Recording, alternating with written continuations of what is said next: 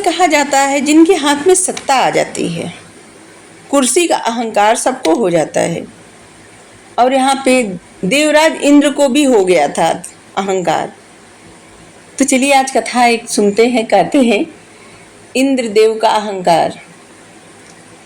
इंद्रदेव इतने अहंकारी बन गए थे, और उनको अहंकार क्यों न हो, उनको जस्टिफाई भी करते थे कि उनको अहंकार क्यों न हो। वो इंद्रासन उनका है, वो सर्वोच्च पद के अधिकारी हैं, वो देवताओं के राजा हैं, सब कुछ उनके अंदर में है। तो अहंकारी क्यों न बने, उनके अंदर अहंकार क्यों न हो। मतलब वो खुद को ये भरोसा दिलाने का प्रयास भी कर रहे थे कि वो अहंकार कर सकते हैं, क्योंकि सब कुछ उनके हाथ में है। प्रभुता पाकर किसी को भी मद अहंकार आ सकता है, और इंद्रासन जैसे सबसे बड़े पद का अधिकारी होकर इंद्र को अहंकार क्यों न होता। स्वर्ग का अधिपति होकर इंद्र स्वर्ग सुख में ऐसे डूब गए, अपने दिव्य कर्तव्य को भूल गए एकदम से।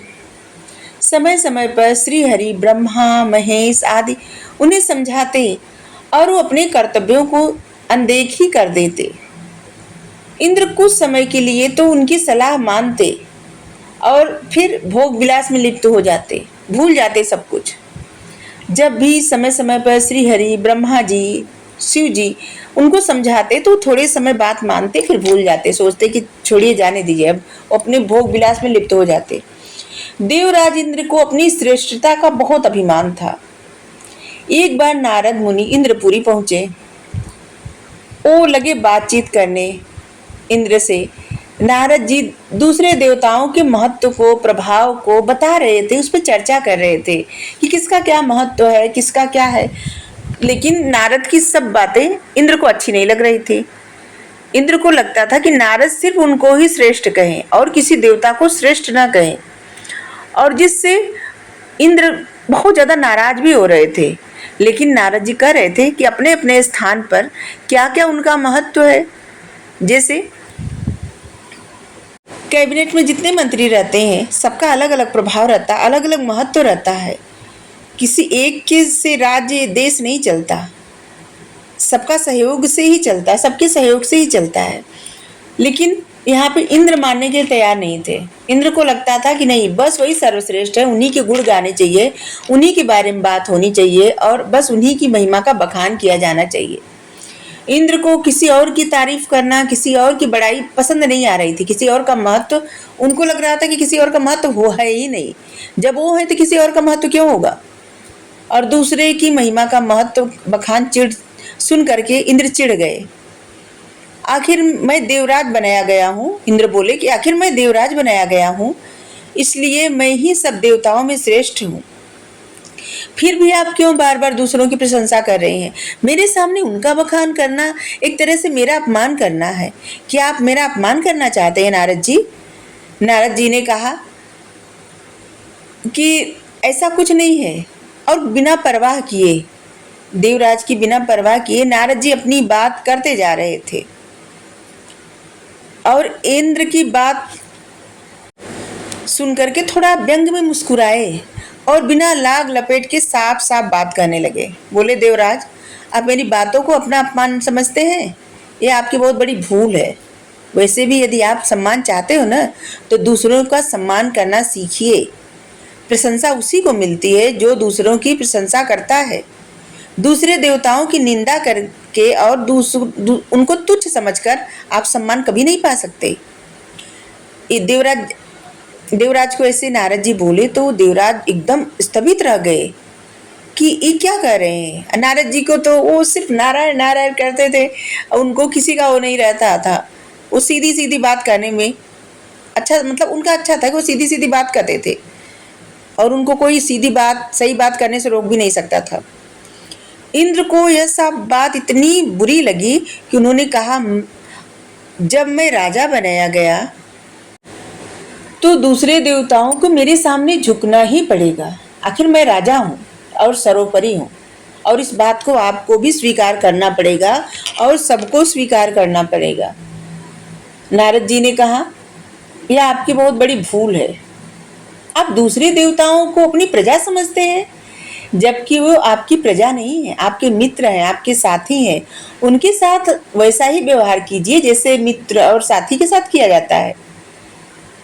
आप मित्रों और साथियों जैसा व्यवहार करिए, अपने सहयोगियों जैसा व्यवहार करिए, क्योंकि वो आपके सहयोगी हैं, वो आपके गुलाम नहीं है, आपके प्रजा नहीं है। और उन्होंने ऐसा भी कहा, नारद जी ने कहा, आपने एक कहावत तो सुनी ही होगी कि घमंडी का सिर हमेशा नीचा ही रहता है। इंद्र क्रोध में भर गए, बोले इसमें घमंड वाली क्या बात है, मेरा प्रभाव दूसरों से अधिक है, मैं वर्षा का स्वामी हूँ, बिना मेरी आज्ञा के एक बूंद पानी नहीं बरस सकता।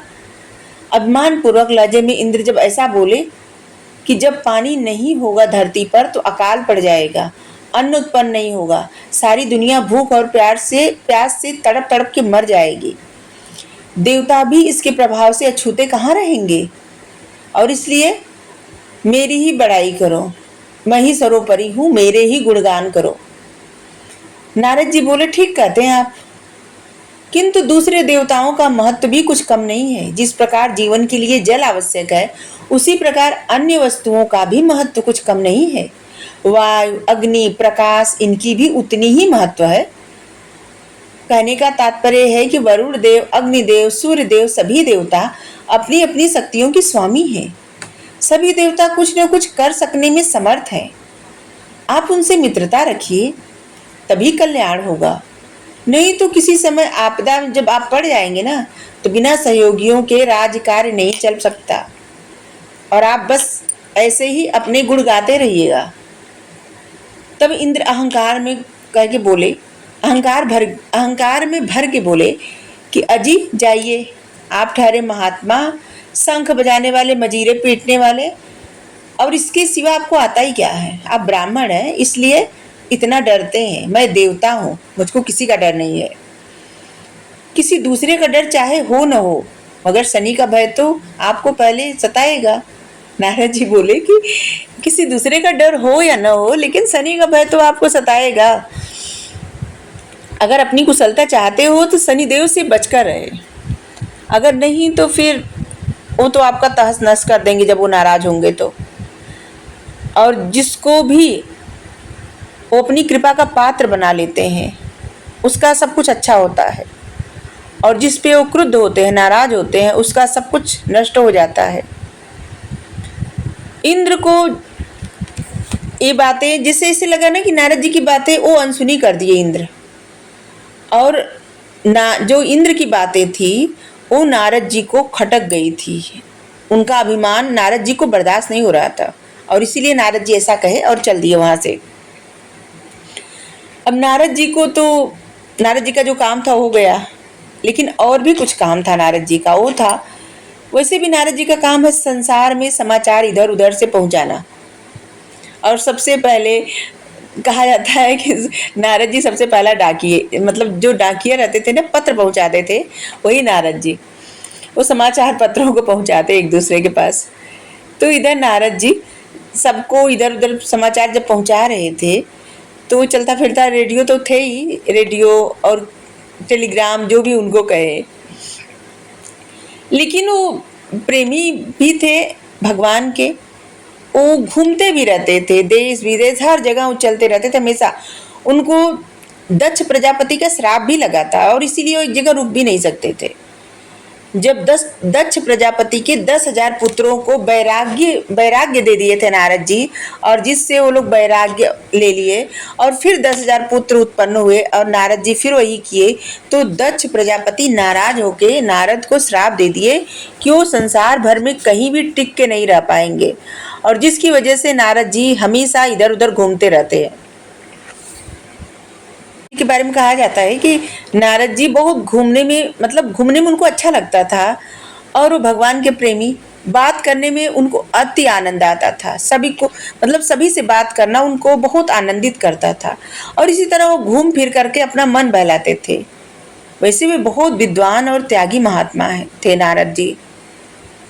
जब तीसरे दिन नारद जी शनि देव से मिले, क्योंकि तब वो शनि लोक में जाके पहुंच गए थे नारद जी, टहलते टहलते घूमते घूमते, और वहां पे उनका बहुत स्वागत हुआ, कुशल समाचार सब पूछा गया। शनिदेव उनका बहुत स्वागत किए। तो नारद जी ने कहा, ऐसे जैसे मुंह बना के बोले कि वैसे तो सब कुछ कुशल मंगल है, सब ठीक है, लेकिन इंद्रदेव में कुछ ज्यादा ही घमंड आ गया है। इतना भी अहंकार नहीं करना चाहिए किसी को, अपने सामने किसी को कुछ समझते ही नहीं। कहते हुए नारद जी ने इंद्र से हुआ सारा वार्तालाप सुना दिया। जो भी वहां पे हुआ था वो सारी बातें शनिदेव को नारद जी बता दिए। इंद्र के अहंकार का पता जब चला शनिदेव को, तो उन्होंने कहा आप चिंता मत करिए, अगले दिन रविवार के दिन बैकुंठ में जब सभा होगी तो मैं वहीं पर इंद्र से मिल करके उनको समझा दूंगा और उनका सारा अहंकार उसी दिन दूर हो जाएगा। वो अपने सामने दूसरों को तुच्छ समझते हैं, जो कि सबसे बुरी बात है। शनिदेव को भी इंद्र का अहंकार बहुत खटक गया और उनको बहुत बुरा लगा कि इंद्रदेव राजा हो करके ऐसा अहंकार उनके अंदर है। थोड़ी देर तक इधर उधर की बातें होती रही, फिर नारद जी चले गए। जब अगले दिन रविवार के दिन बैकुंठपुरी में देवताओं की सभा हुई तो विष्णु भगवान उनके सभापति हुए। सब देवता आए और उन्होंने अलग अलग मसलों पर अपने अपने विचार रखे। शाम होने पर सभा समाप्त हो गई और इसी अवसर पर अचानक शनिदेव और इंद्रदेव का आमना सामना हो गया। शनिदेव तो बड़ी नम्रता और सामान्य रूप से इंद्र से मिले, मगर इंद्र तो अपने ही अहंकार में चूर थे, कुर्सी का नशा चूर थे। शनिदेव को देखते ही उन्हें नारद जी की बात याद आ गई कि शनिदेव से बचकर रहना। बस उसी बात को याद करके इंद्र का अहंकार और जाग गया और बिना किसी भूमिका के उन्होंने कहा, शनिदेव, शनि जी, आपने सुना है आप किसी को भी कुछ कर सकते हैं, लेकिन मैं आपसे नहीं डरता हूँ। मैं देवराज हूँ, हर बात में आपसे बड़ा हूँ, मेरा आप कुछ भी नहीं बिगाड़ सकते। शनिदेव को बातचीत करने का, जो इंद्रदेव के बातचीत करने का ढंग था, शनिदेव को खटक गया। उन्हें बहुत बुरा लगा कि कैसी बात कर रहे हैं, वो तो अच्छे से उनसे बात कर रहे हैं और वो अहंकार से बात कर रहे हैं। फिर शनिदेव थोड़ा संभल करके कहा, इंद्रराज, मैं आपके साथ रूखा व्यवहार तो नहीं कर रहा हूँ, लेकिन आप क्यों मेरे साथ रूखा व्यवहार कर रहे हैं? लेकिन फिर भी अगर आप रूखा व्यवहार कर ही रहे हैं ना, तो मैं भी देख लूंगा कि कौन कितने पानी में है। अभी मैं क्या कहूँ। और कह करके जो है शनिदेव चले गए। लेकिन इंद्र कहे कि समय पर क्या, अभी दिखाइए, बताइए आप क्या कर सकते हैं। वो समय आज ही बुला लीजिए, मैं आपका सामर्थ्य देखना चाहता हूँ। जब शनिदेव जाने लगे तो इंद्रदेव बार बार शनिदेव को, जिससे होता ना किसी को भड़काना, बार बार भड़का रहे थे। इंद्रदेव एकदम झगड़ा मोल लेने पर अड़ गए थे और वो शनिदेव को बार बार ऐसे भड़का रहे थे कि अभी बताइए क्या कर सकते हैं आप। जैसे होता नहीं कि कोई झगड़े से बचे या कोई कहे कि नहीं नहीं अभी झगड़ा करिए, अभी अभी बताइए क्या आपके मन में है। तो बस उसी तरह से। और कहा भी जाता है कि विनाश काले विपरीत बुद्धि, अर्थात जब किसी का बुरा वक्त आना होता है तो उसकी बुद्धि खराब हो जाती है और वो सीधे उल्टे काम करके स्वयं को मुसीबतों और कठिनाइयों में ढकेलने की चेष्टा करता था। तो देवराज को शनि महाराज बोले कि आप बड़े अहंकारी हैं देवराज, आप दूसरों को धमकाया करते हैं, लेकिन फिर भी मैं कहता हूँ। इंद्रदेव कहेंगे लेकिन फिर भी मैं कहता हूँ कि मैं आपसे नहीं डरता। तो शनिदेव कहे आप बहुत अहंकारी हैं, समय आने पर सब पता चल जाएगा। और शनिदेव को क्रोध भी आ गया। उन्होंने गंभीर स्वर में कहा, देवराज, मैं आपसे विरोध नहीं बढ़ाना चाहता, फिर भी यदि आप अहंकार में चूर होकर के दूसरों को अपमानित करना चाहते हैं तो सुन लीजिए, कल आपको मेरा भय सताएगा, यहाँ तक कि आप खाना पीना तक भूल जाएंगे। हो सके तो कल मेरी पकड़ से बचने का उपाय कीजिएगा। ऐसे कह करके शनिदेव अब तेजी से बाहर चले गए। इंद्र ने उसी तरह अपमान भरी हंसी में हंस करके कहा, मैं भी देखता हूँ, आप भी देखिएगा कौन कितने पानी में है। और इंद्र लोग चले गए बड़बड़ाते हुए। इंद्र जी, उसी रात इंद्र को बहुत बड़ा भयानक सपना दिखा। बड़ा भयानक सपना, बहुत बड़ा नहीं, बड़ा भयानक सपना दिखा। कोई जैसे काला कलूटा विकराल दैत्य मुंह फैलाए उन्हें निगलना चाहता है। सवेरे जब उनकी नींद खुली तो उन्होंने सोचा कि उस भयानक स्वप्न का अर्थ क्या हो सकता है। क्या पता यह शनि की कोई करतूत हो। अवश्य ही आज वह मुझे कोई चोट पहुंचाने की चेष्टा करता करेगा, इसलिए मुझे कोई ऐसी जगह छुप जाना चाहिए वह जहाँ मुझे ढूंढ ही न सके। ऐसे विचार करके वो झट से कपड़ा पहने, भिखारियों का वेश बनाए और वो जंगल की तरफ निकल दिए। किसी को इस बात की भनक भी न पड़ने दी वह किस उद्देश्य से और कहाँ जा रहे हैं। यहाँ तक कि अपनी पत्नी इंद्राणी से भी इस बात के बारे में कुछ नहीं बताया। किसी को इस विषय में कुछ न बताने के कारण भी था इंद्र को इस बात को मालूम था कि वो मेरे स्वभाव और व्यवहार में कोई देवता रूठे हुए हैं। इंद्र जानते थे कि उनसे बहुत सारे लोग रूठे हुए हैं, उनके व्यवहार से उनको पता था कि वो गलत कर रहे हैं। लेकिन सबसे पहले हम कथा में बताए थे ना कि इंद्र को जैसे अपने आप को जस्टिफाइड कर रहे थे कि नहीं, उनको अधिकार है कि वो अहम दिखाएं क्योंकि वो देवताओं के राजा हैं। इसलिए उन्हें शंका हुई कि कहीं ऐसा न हो कि वे सब शनि की सहायता करने लगे और उस दशा में मैं तो अकेला हो जाऊंगा। बस इस प्रकार विचार उठते ही उनका सारा साहस छूट गया और वो भयभीत होकर जंगल के घने भाग में भाग गए, जहाँ पे बहुत सारे पेड़ रहते हैं, बहुत घना जंगल रहता है। वहीं पे जाके जंगल के अंदर तक एकदम चले गए और वहीं पे एक पेड़ के कोतर में जाके बैठ गए। अब तक एक पहर चढ़ आया था। इंद्र ने सोचा, आखिर जब तक शनि ने मुझे चुनौती दी है तो मेरी खोज भी वो करेगा जरूर। बिना मुझे खोजे वो मेरा कुछ नहीं बिगाड़ सकता और वो मुझे खोज ही नहीं पाएगा क्योंकि मैं यहाँ जंगल में हूँ और वो कुछ नहीं कर सकता। वो मेरा कुछ तभी कर पाएगा ना जब मुझे पाएगा। इंद्र ये भी सोचने लगे कि शनि कोई कोर कसर नहीं बाकी रखेंगे उनको खोजने के लिए। वो धरती आकाश एक कर देंगे, लेकिन वो धरती आकाश एक भी कर देंगे ना तो वो उस स्थान का पता कभी नहीं पाएंगे जहाँ पे इंद्र है। और वो एक झाड़ियों में पेड़ के कोतर में छुप गए। आसपास बहुत सारी झाड़ियाँ थी।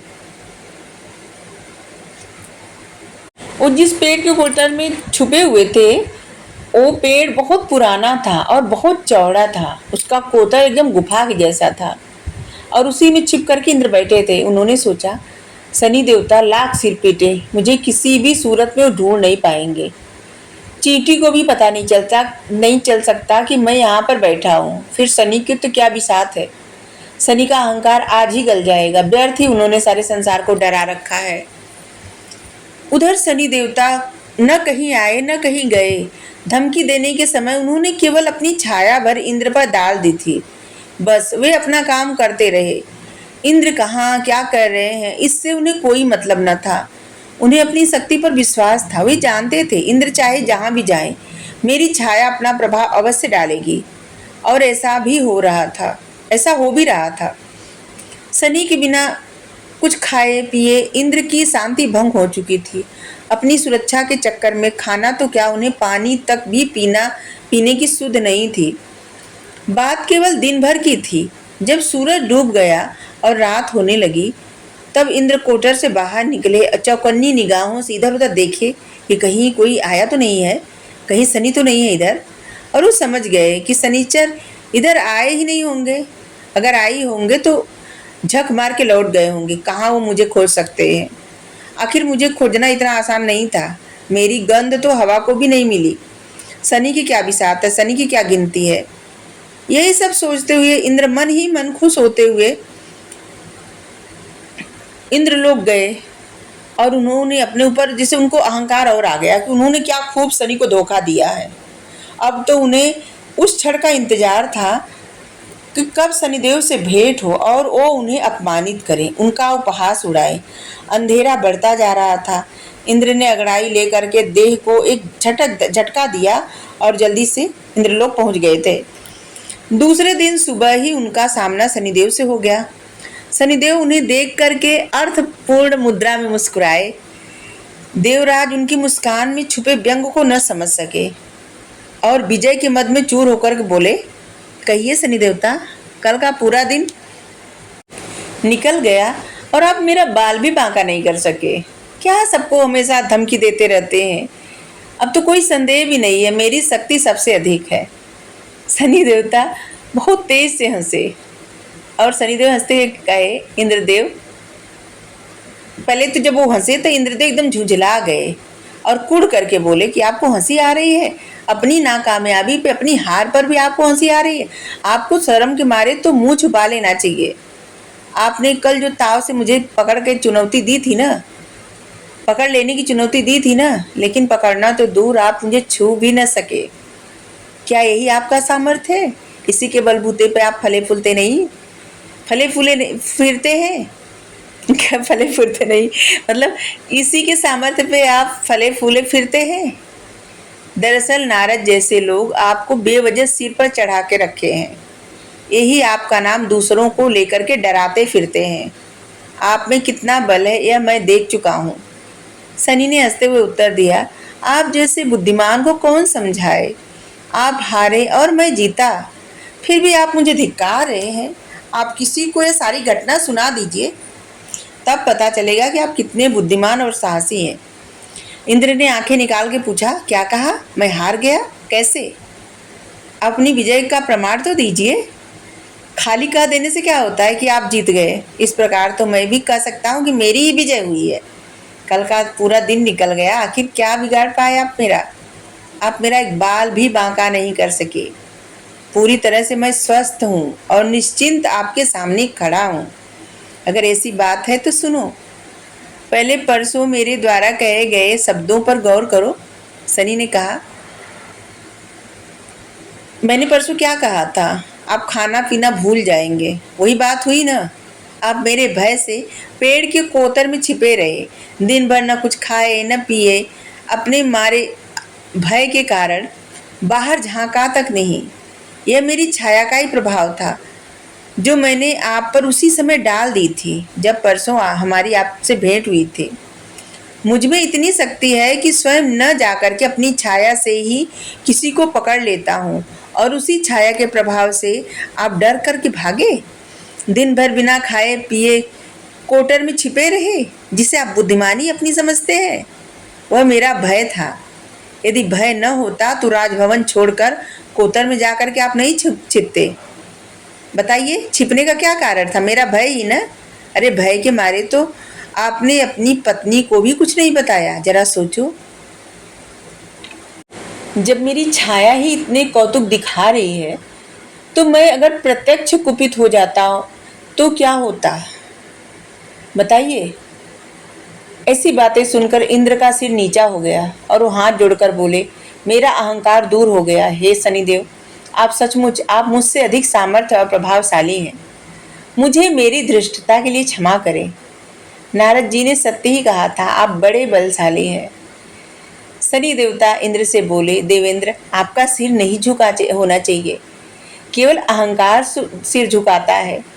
देवों को अहंकार शोभा नहीं देता। आपको अहंकार रहित और निर्मल करने के लिए जो कौतुक मुझे करना पड़ा, उसके लिए मुझे क्षमा कीजिए। मैं विधाता के नियमों से बंधा हुआ हूँ। अहंकार और पाप के मैल को दंड के द्वारा साफ करना मेरा कर्तव्य है और सही भी है।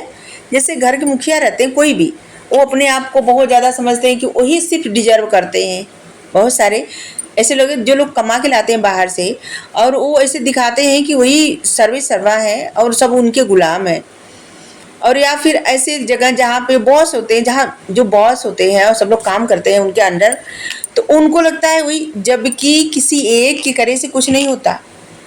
सभी के सपोर्ट से, जैसे अगर कोई चीफ मिनिस्टर है तो उसके मंत्रिमंडल में जितने विधायक हैं, जितने किसी पद प्रतिष्ठा पे हैं, सबका सहयोग है। इस देश का जो है कैबिनेट, वहाँ पे जिसको जो भी पद मिला है उसमें सब लोग सहायक हैं। सब मिलके जब काम करते हैं तभी होता है कुछ। किसी एक के कहने से कुछ नहीं होता। जो पहले भी की बात करें, जो पहले राजा महाराजा रहते थे तो सिर्फ राजा एक जगह बैठ के राज सिंहासन पर नहीं कुछ कर सकते थे जब तक उनका मंत्रिमंडल मजबूत न हो, स्ट्रांग न हो, उनका कैबिनेट अच्छा न हो और सही ढंग से, सुचारू ढंग से चलता न हो, सभी बुद्धिमान न हो, सबके अंदर शक्ति, पावर, शौर्य न हो। कोई डरपोक रहता है तो फिर वहाँ भी वो चीज़ें परेशानी कर देती है। तो इसलिए सबका महत्व रहता है। कोई अगर ऐसा सोचे कि नहीं बस मेरा ही महत्व है और किसी का नहीं है, तो ये बहुत गलत है और इस कथा से सीखना चाहिए कि सबका महत्व होता है।